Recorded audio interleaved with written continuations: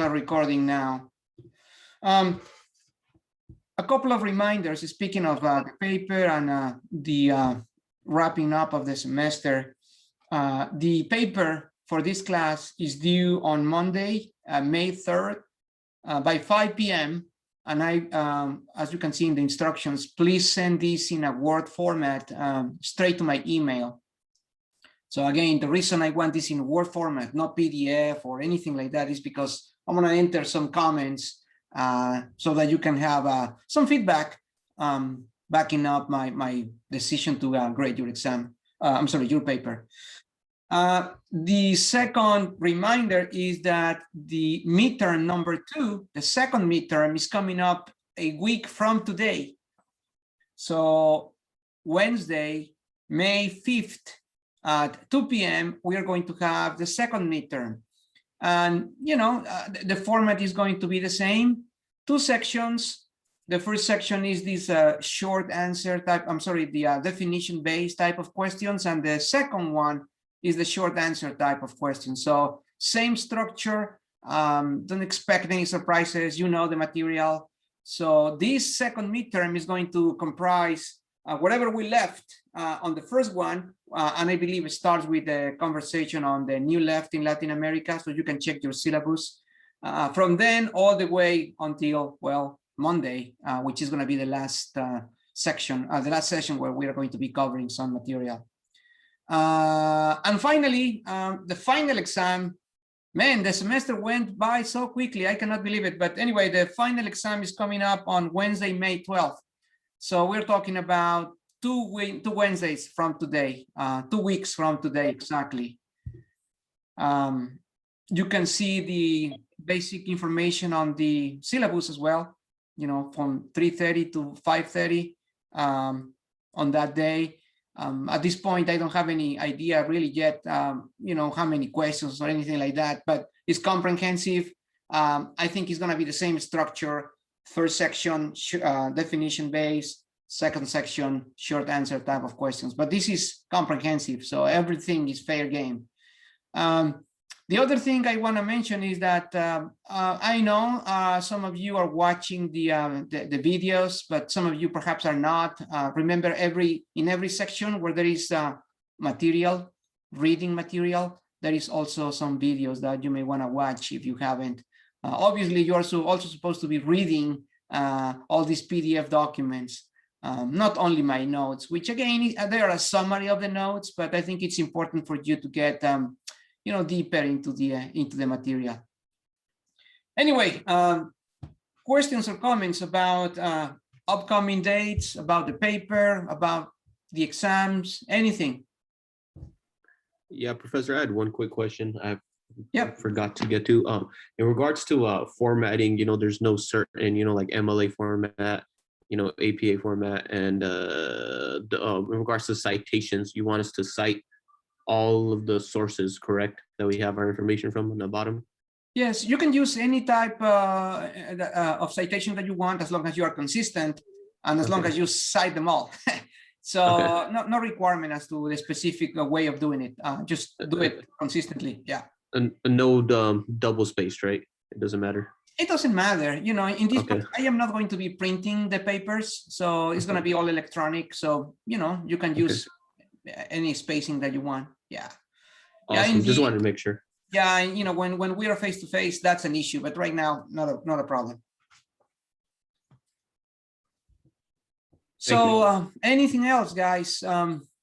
We are, you know, reaching the final stages of this semester, so pretty fast. I have 23 students, so I can see all of you on one screen, so I don't have to flip over pages. So, okay, so I guess there are no more questions. Just very quickly, I've been having conversations one-to-one with several of you regarding your paper. I would say a third of you are doing really well. Half of you are doing either really well or well. The other half, I have no idea. Some of you have not talked to me at all, and I'm just hoping that, well, you're in the right track, and you don't have to. I mean, I'm just saying I'm here to offer assistance if you need it. So good luck with that paper. Okay, I'm going to start sharing my screen so that we can continue with this conversation. If you remember, we are on this section speaking about the relationship between the US and Latin America. And, you know, I already introduced this as a rocky relationship, as a tense relationship. And I don't want to go all the way back, but the most important element of this section, I think, is, or one of the most important elements is the Monroe Doctrine, 1823. And basically, this was a unilateral policy that basically said America is for Americans, right? Repelling any sort of European influence, especially the colonizers like the British, the Spanish, the Portuguese. Again, on the previous class, we discussed about the evolution of this doctrine. So we went through several stages, the Paul Corollary. We also talked about the Only's Proclamation, you know, about the dispute between Venezuela and a British controlled territory, the Guyana. We also talk about the problem with Cuba and Spain and how the US occupied the island for several years. And then we reach this section about Roosevelt, you know, speaking about the Panama Canal. And I think this is where we stopped with the Lodge Corollary. This was another addition, an expansion of the doctrine. This had to do with Mexico, where basically, and I'm just reading here, the corollary this time established that foreign economic interests, as well as foreign governments, were now prohibited from acquiring land in the Americas. Think about that. So the US prohibiting, say, Mexico, letting foreign entities or foreign companies buy Mexican land. You know, this I don't know how you read this, but this is something very important in terms of sovereignty, independence, and many other issues about diplomacy and of course important economic implications. But anyway, in summary, the Monroe Doctrine, many scholars agree, as pronounced, as enunciated, was an instrument for regional domination. So as I said, let me repeat this, you know, when you talk to people in Latin America, and you mention the Monroe Doctrine, that's how they phrase it. Oh yeah, of course. That's when the US said America is for Americans. That's the typical reaction you get from people that know at least a little bit about the doctrine.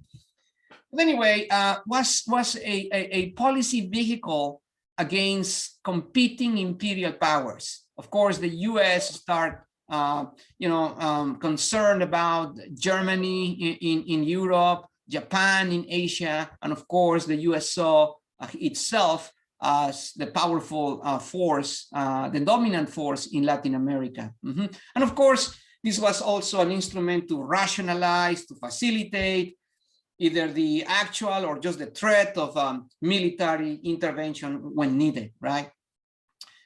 Anyway, so this is pretty much all the way through to the end of the 19th century. And then once we get to the 20th century, something really big happened, which is the Great Depression. You know, the 1920s, a major economic turmoil around the world. And if you remember, this was also the time where many Latin American countries were, you know, finally figuring out how to govern themselves. You know, the nation state was finally getting more stable. They start to organize. And of course, this also implied these sentiments of nationalism. So, you know, they start opposing in a more coordinated, in a more effective way, US policies. So this meant that the policy, foreign policy, US foreign policy towards Latin America started to change a little bit. The result of this is the so-called good neighbor policy. And this is the Roosevelt and the Hoover years. The idea was that the Monroe Doctrine was too strong.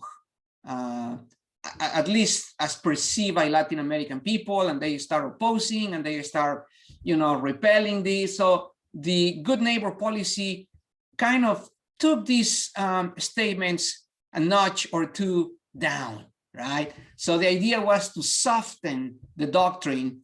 And this new policy was couched in terms of multilateral cooperation, conversations, more democratic, more open, and so forth. But the reality was that it was perhaps a more diplomatic way to achieve the similar goals than before the good neighbor policy. Then we, of course, reached the 1940s. The First World War is over, and then we have the second. And parallel to the creation of the IMF, the World Bank, and eventually the WTO, in Latin America, we saw the formation of the OAS, the Organization of American States.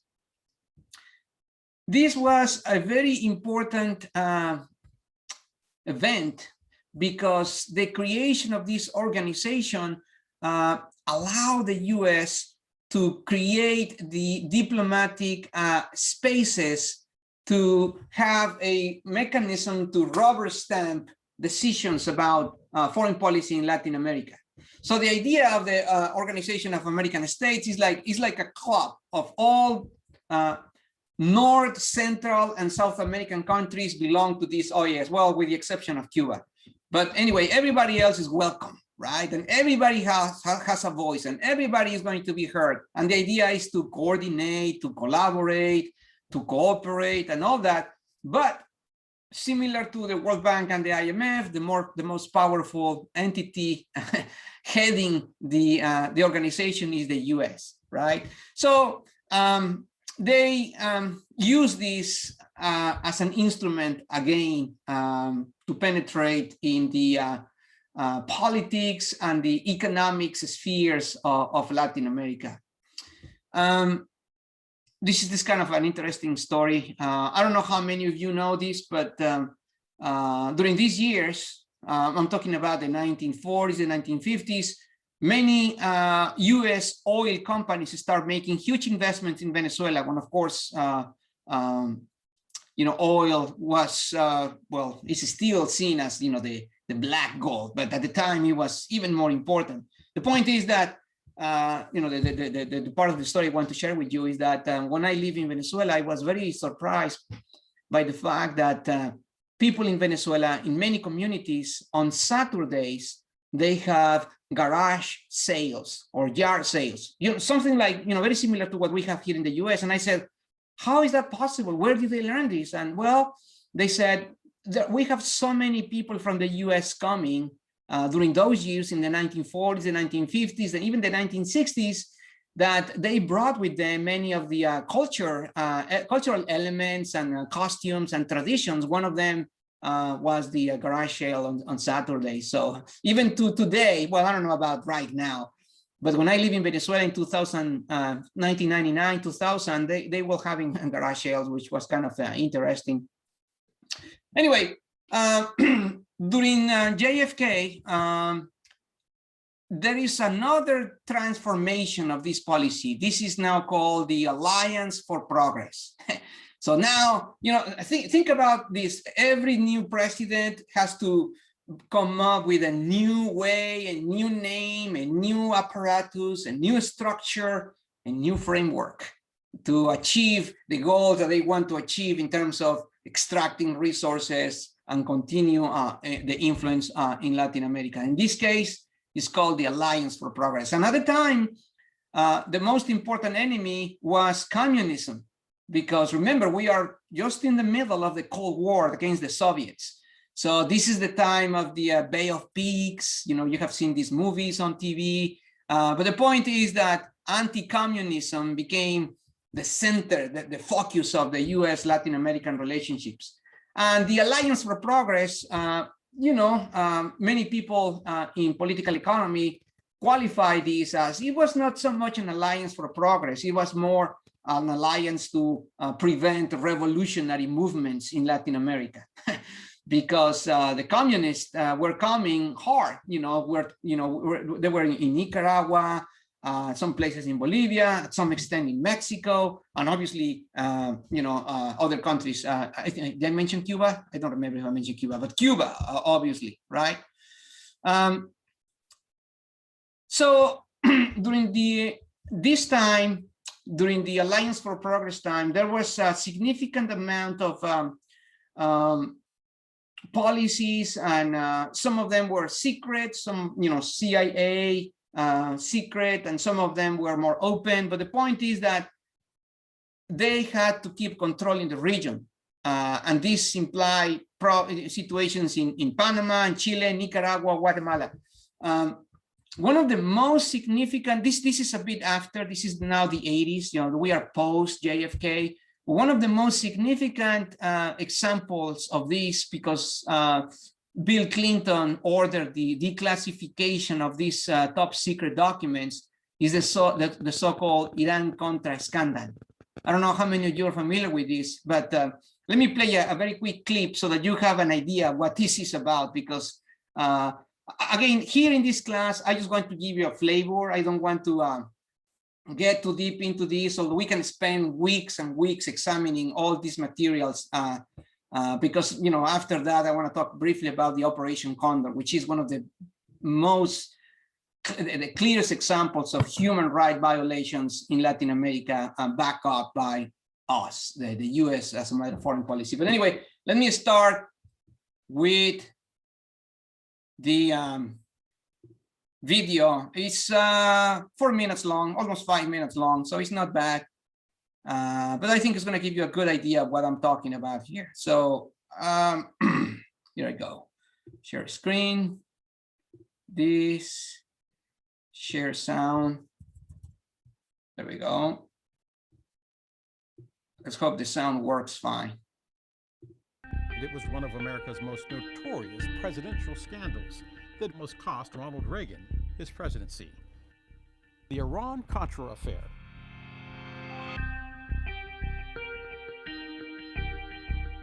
In the early 1980s, the U.S. was still in a Cold War with Russia, and anti-communist sentiment was strong. During his presidential campaign, Reagan promised to assist anti-communist insurgencies around the world. For a brief time under Reagan, the CIA trained and assisted groups fighting communist leaders abroad. Reagan was particularly interested in a group called the Contras and their battle in Nicaragua. The Contras were a group battling the Cuban-backed Sandinistas, a communist group who had seized power in 1979. Reagan called the Contras the moral equivalent of our founding fathers. But much of the Contras funding came from the cocaine trade. Because of this, Congress passed the Bolin Amendment, specifically aimed at keeping American money from funding the group. That happened in 1982, shortly after Reagan took office. The amendment restricted the CIA and Department of Defense from using funds to provide military assistance to groups that were trying to overthrow Nicaragua's government, groups like the Contras.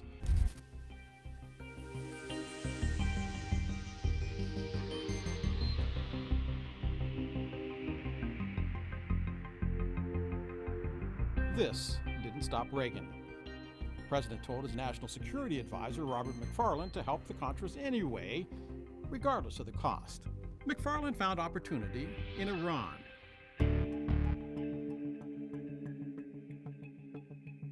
In 1985, an Iranian-backed terrorist group held 7 American hostages in Lebanon. Reagan insisted his advisors find a way to bring the hostages home, saying, "I want you to do whatever you have to do to help these people keep body and soul together." So with permission from Reagan, McFarlane made a deal. The U.S. would give Iran weapons, and Iran would broker the release of the hostages. This happened even though Reagan publicly insisted he would not negotiate with terrorists, and despite the fact that there was a trade embargo with Iran. But that was just the tip of the iceberg. The deal with Iran didn't just secretly secure the release of the hostages in exchange for weapons. There was money involved. While $30 million had been allocated for the weapons, the CIA funneled a portion of that money to the Contras in Nicaragua, the group Reagan supported in their guerrilla fight against the Sandinista government. In 1986, the Lebanese newspaper Al-Shura reported the arms deal. and everything began to unravel. That prompted an investigation by the U.S. Attorney General, who discovered that only $12 million of the $30 million actually went toward weapons for Iran. The rest of the money was sent to the Contras in Nicaragua.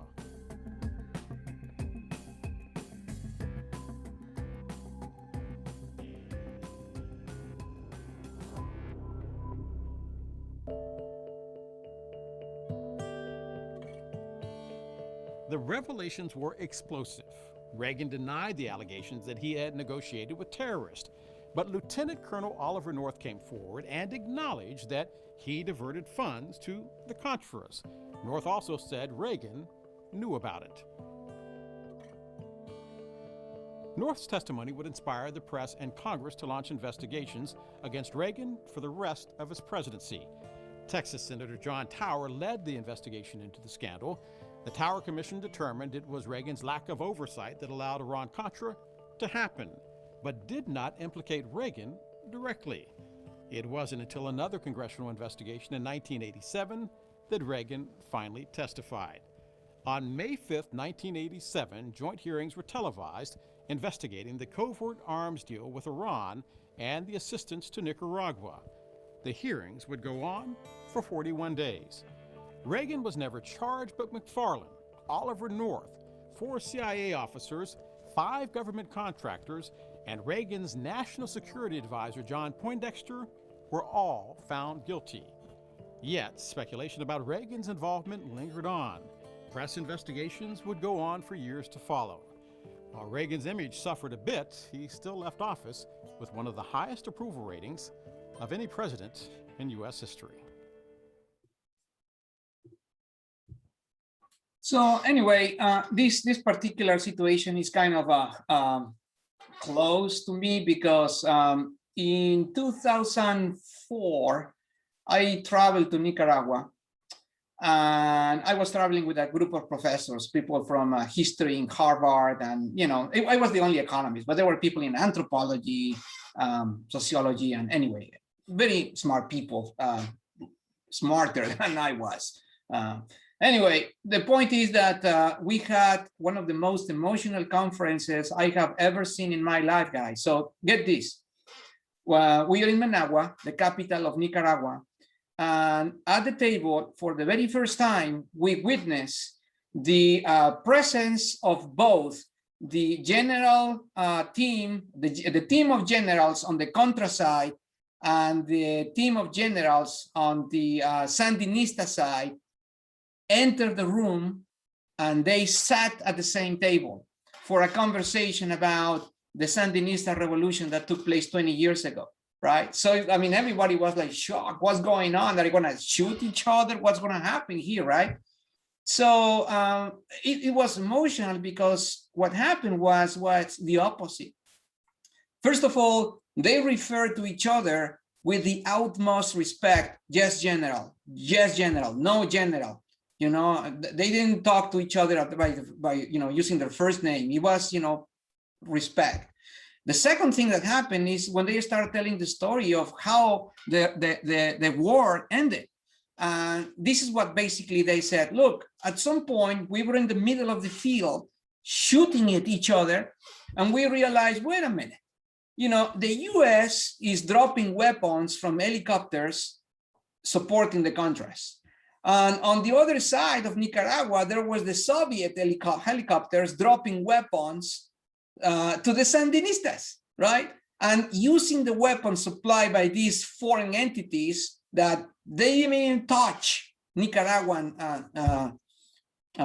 territory, we were killing each other.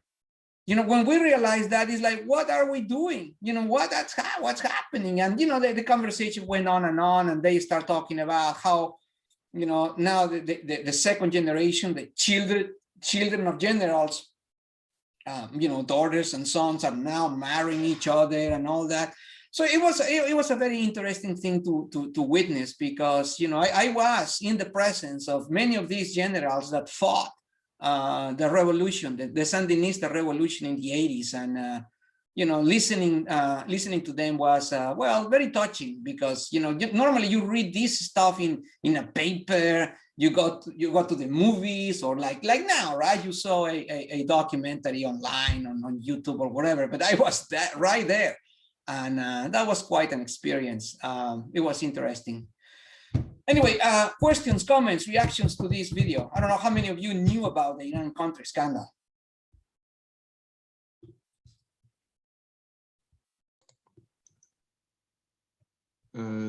Professor Avalos, were you present at any other meeting between like communist or like some sort of meeting that kind of was similar to that? No, I that was the only one I have been part of, Diego, and that was enough for me. I mean, it would be nice to be in other places, but to me that was very illuminating, eye-opening, because once you see the actors in the flesh, you know, the general commander of the Sandinista army, you know, of course he was in his 70s at the time, you know, wearing the uniform and you know, big guys, super strong personalities, speaking with all the authority. It was impressive. But no, that's the only one I've seen, and it's here in my mind. I still feel, you know, bumps on my skin when I think about and I talk about this, because it was quite an experience, Diego. Yeah. And again, this probably resonates more with me because I'm more aware of what is happening and has happened in Latin America before. So let me go on so that you get a better picture of what I'm talking about, guys, because this is, you know, this is one story, but there are other stories that are more terrible and more, and again, remember, I am not doing this to demonize the US or to demonize Americans. I am an American citizen, you know. But this is important for us to know, because we elect these people. I mean, we vote for our congressmen, we vote for the senator, we elect our presidents. So we also bear some responsibility of, you know, knowing what's happening, because, you know, people die. This is not just about economic interest or controlling this piece of land or, you know, getting a canal open. No. I mean, we're talking about human right violations. So let me give you another example of the type of things that we are talking about. Let's see, share screen. Here we go. So it was not known until recently, and the reason we know this, let me skip this a little bit ahead. In 2001, there was this news in the New York Times where they basically start talking about something called the Operation Condor. I mean, we're talking about 20 years ago, right? Very recently. This Professor Patrice McSherry published a few articles about the Operation Condor. What is that? Well, by the way, there is a video, that's a longer video, like 12, 13 minutes that I am not going to play, but it's posted on the Canvas website. Please watch it. So, you know, you are going to learn more in those 13 minutes than me talking. But essentially, this was a coordinated campaign, military campaign, led by dictators in Argentina, General Videla, in Chile, General Pinochet, and in Paraguay, General Stroessner. Bolivia participated as well, but at a minor extent. It mainly was Argentina, Chile, and Paraguay. And we're talking about the 1970s, when the communist president, democratically elected Salvador Allende, won the elections in Chile. And remember, we already talked about the military coup backed up by the CIA that basically installed Augusto Pinochet and the Chicago Boys, and that's that story.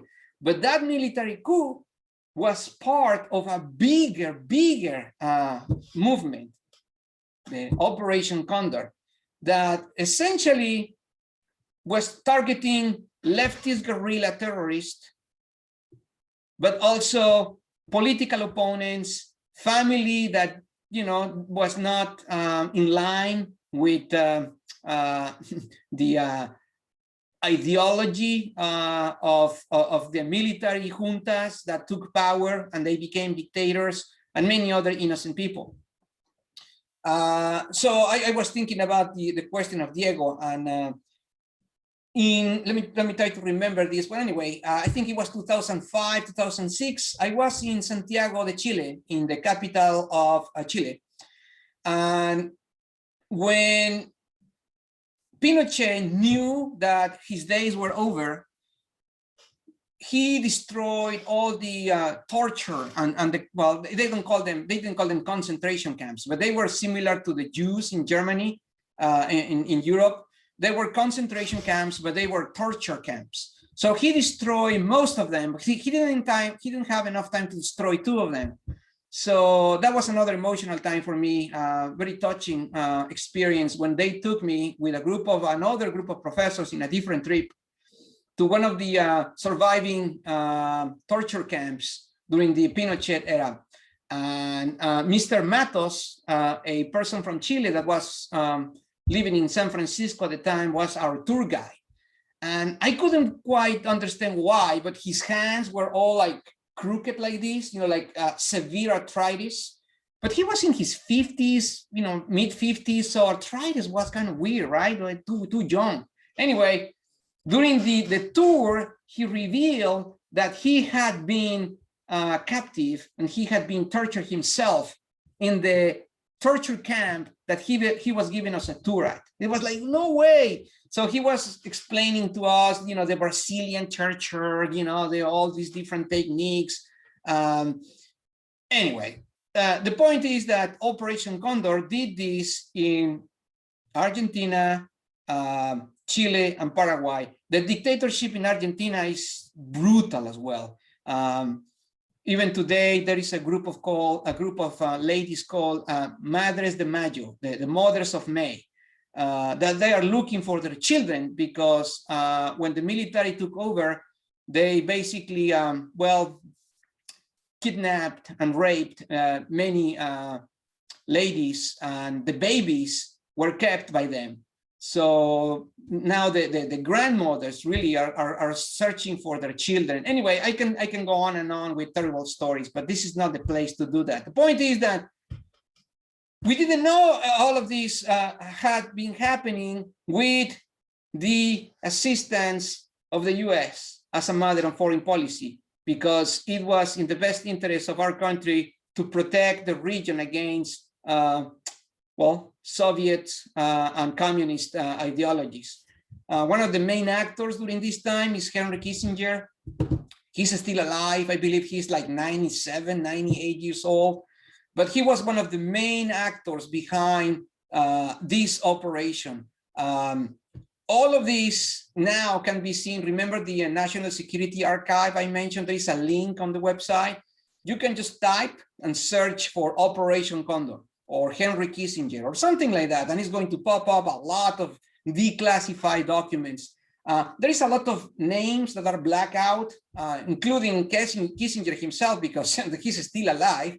But anyway, this was, the Operation Condor was receiving assistance from the US in terms of organizing, communication, some financial activity, military assistance in terms of techniques, and many other ways. So it's going to be very difficult to find evidence of, say, military presence in either Chile, Paraguay, or Argentina, but the assistance was of a different kind, So anyway, the point is that, we, as a matter of foreign policy, we, the US, we always find a good way to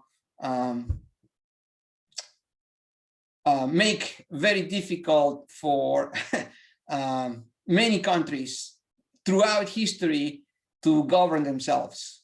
If we think that what they are doing is against our interest, we intervene one way or another.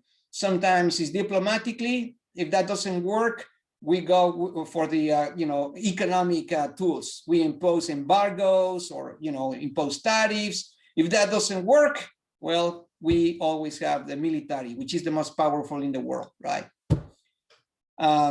Anyway, let me stop here for a second to get some reactions or comments, if you have any, guys.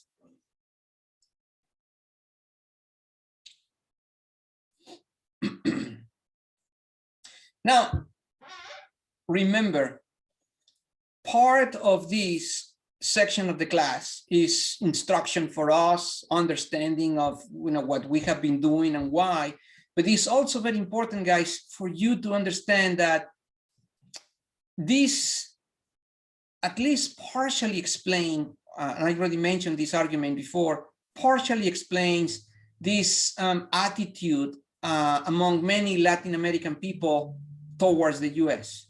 Those that know the history, those that actually were part of the history, because we're talking about 1973, the military coup. There are people still alive today that went through this process, that were tortured, that were prosecuted, that they disappeared.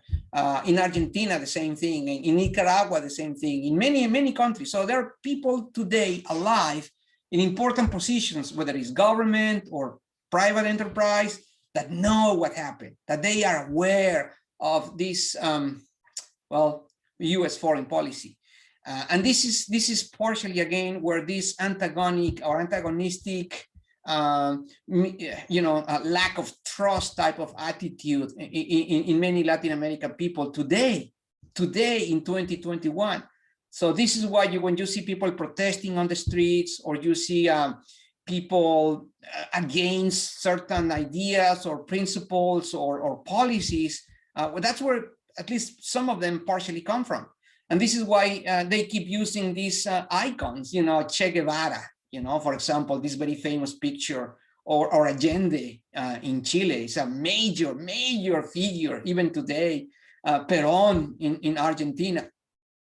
So there are many icons that, of course, they're all dead, but in the psyche, in the tradition, in the politics of Latin America, they are well alive because they represent what could have been but didn't because of the US, right? Anyway, comments, reactions.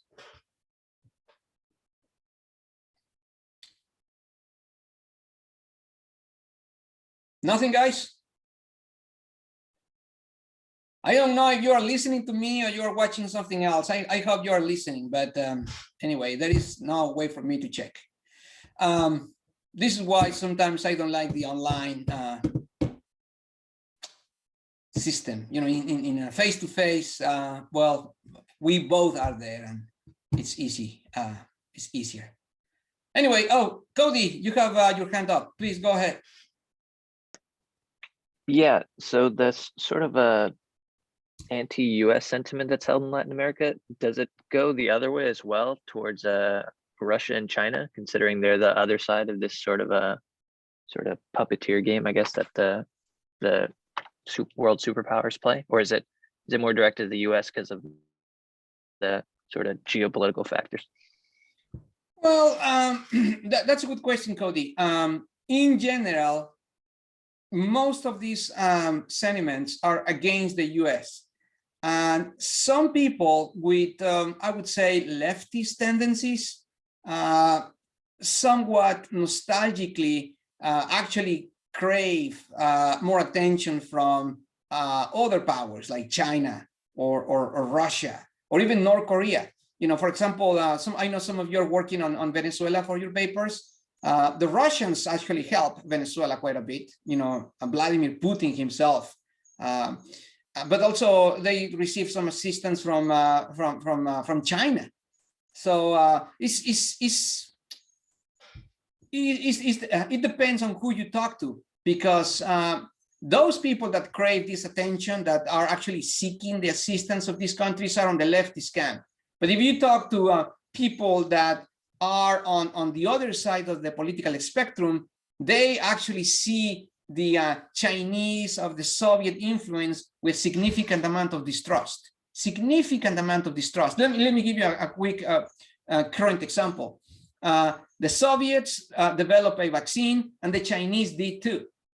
And obviously, if you want to get in many Latin American countries that have no money or not enough money to buy the vaccines, the Moderna or the Pfizer, they have to rely on foreign aid. So when the Chinese and the Soviets offer these vaccines for free to even to countries like Mexico, a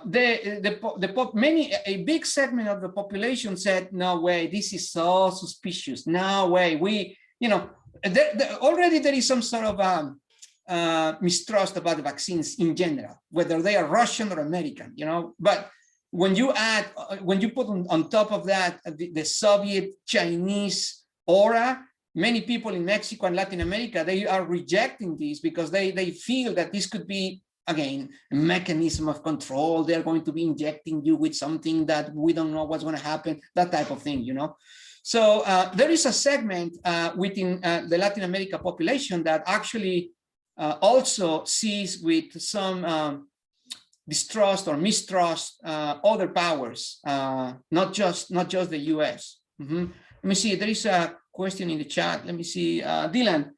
Do you think it would be fair to say that the Contras and other anti-communist rebels in Latin America fighting Soviet-backed regimes did have some legitimate need for assistance regardless of the legality? Well, yes, I don't know if legitimate is a good word to use here, Dylan, but assistance for sure. When you're fighting, if you have more powerful weapons and you can you receive assistance from somebody to give you the weapons, hey, you welcome those, right? Or military intelligence or communication equipment, transportation equipment, whatever, you take it, whether it's legitimate or not. So I don't know, but the point I was trying to make when I spoke about the conference between the generals is that, Cody used this word puppeteer, and I believe these generals use that same word in Spanish. They felt controlled by superpowers, and this control was, played on the battlefield, killing each other. And when they realized that, they just dropped the weapons. Literally, they use that expression. We just dropped the weapons right there in the middle of that battlefield, and we approach each other and we start talking. And that was the end of the war. So that was the point I was trying to make, whether it's legitimate or not. The point is that they were being manipulated, and that's how they felt, and that's how they decided to stop. Yeah. Anton, please go ahead. You might state this in a second, but so if they just decided to quit, I'm guessing the more communists continued on since they were in power anyways. For a while. That's a good question, Anton. The Sandinista revolution won. So the Sandinistas won the war, and actually they start this alphabetization campaign, a literacy campaign that won words worldwide, and similar to what the Cubans were doing in terms of education and health. But things went south for many reasons. In Nicaragua, they suffer a major earthquake, then hurricanes, and then because of the economic development of the area, they start at a very, very low level. And then on top of that, the opposition never went away. And in fact, the Chamorro family overtook power from the Sandinistas, and for a period of time, the Nicaragua switched from a leftist to a right country. It was very interesting to see. Let me tell you this quick story. Violeta Chamorro became the president of Nicaragua on the right side, totally anti-communist. It was more backed up by the US. And Nicaragua is a very religious place, like many other places in Latin America, but Nicaragua was presented with Violeta Chamorro. Get this, and I have to be careful with this because I don't want to appear insensitive, and I know some of you are Catholic practice and practice Catholicism. And I am a Catholic too, but they dress Violeta Chamorro, and she looked like the Virgin Mary. And she barely spoke because she was not a politician, but she was the mother of a very important political figure, Pedro Chamorro, and she won the presidency, you know. So for a few years, they moved to the right. But guess what? The Sandinistas never went away, and they are back now with Daniel Ortega. Daniel Ortega, the current president of Venezuela, of Nicaragua, 2021, is the same Daniel Ortega that fought the Sandinista revolution in the 1980s and won. Actually, he had been president before. He never went away. He, was taken away for a while, through political means, democracy and all that, but he came back. Unfortunately, and I don't know if one of you is working on Nicaragua, but I think I told you the story of some of these new leftist leaders like Daniel Ortega. Many people see them as traitors, in the sense that they are not pursuing noble goals anymore. They are just using power to help their families and their friends and their cronies.